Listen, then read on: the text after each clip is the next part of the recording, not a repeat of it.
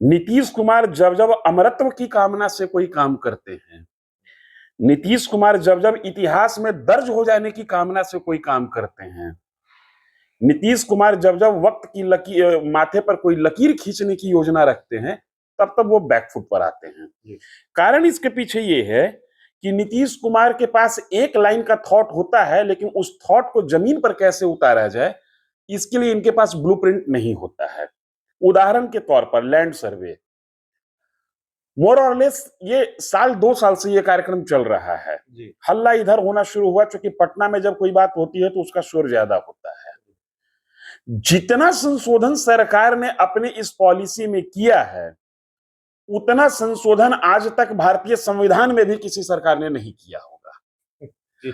हर दिन एक नया संशोधन, हर दिन एक नया नियम, हर दिन एक नई सहूलियत। अरे भाई साहब, एक ब्लूप्रिंट तैयार कीजिए, उस पर वाजिब मंथन कीजिए।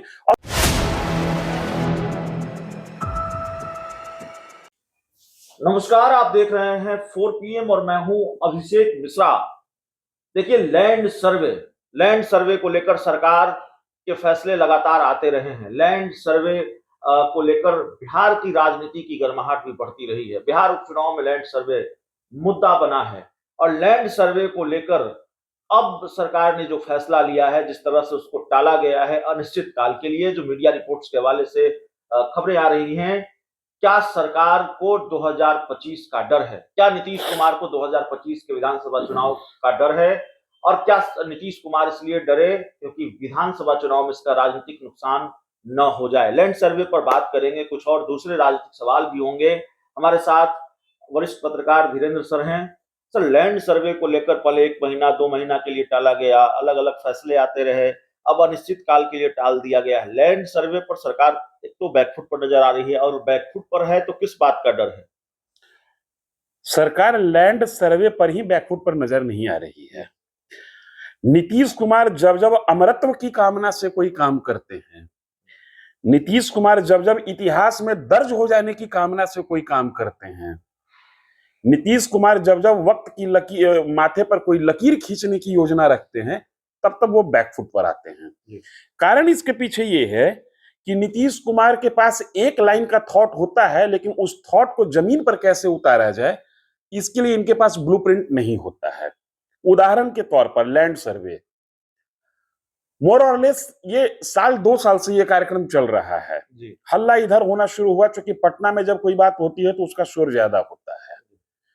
जितना संशोधन सरकार ने अपने इस पॉलिसी में किया है, उतना संशोधन आज तक भारतीय संविधान में भी किसी सरकार ने नहीं किया होगा। हर दिन एक नया संशोधन, हर दिन एक नया नियम, हर दिन एक नई सहूलियत। अरे भाई साहब, एक ब्लूप्रिंट तैयार कीजिए, उस पर वाजिब मंथन कीजिए और उसके बाद जनता के बीच में जाइए। लैंड सर्वे वो मसला है जिसको सामान्य शब्दों में समझा जाए तो मधुमक्खी का जो खोता होता है, जो घर होता है, उसमें हाथ डालने के करीब है। जमीन से नीतीश कुमार का बड़ा पुराना प्रेम है। एक बार जमीन बंदोबस्ती की बात कर रहे थे, एक बार बटाईदारी बिल की बात कर रहे थे, दोनों से पीछे इनको हटना पड़ा। अब लैंड सर्वे की बात कर रहे हैं, जब भूमि सर्वे की बात कर रहे हैं। यही नीतीश कुमार का दूसरा पक्ष मैं देखता हूं। बिहार में प्राइवेट इंडस्ट्री क्यों नहीं आ रही है? यहां लैंड एक्विजिशन बड़ा टफ काम है।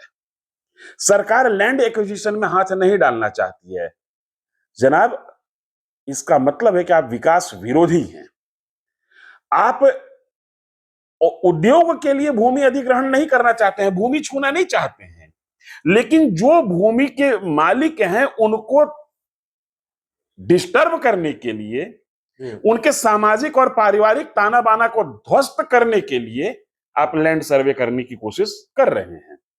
एक चीज, दूसरा पक्ष में बता रहा हूं कि कैसे ये जनाब हड़बड़ी में, ये सरकार हड़बड़ी में निर्णय लेती है, हड़बड़ी में कानून ले आती है और उसके बाद हर 24 घंटे पर एक नया संशोधन।